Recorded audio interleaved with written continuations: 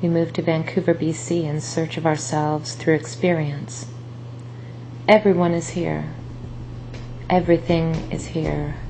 And so, I want everything.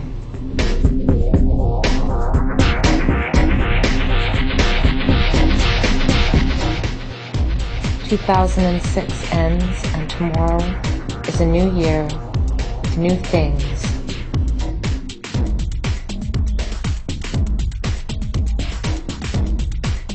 Which is better, the desiring or the fulfillment of desire? Wanting or getting?" I want to post a video each week about my adventures in fantasy fulfillment. It's something of a fantasy of mine.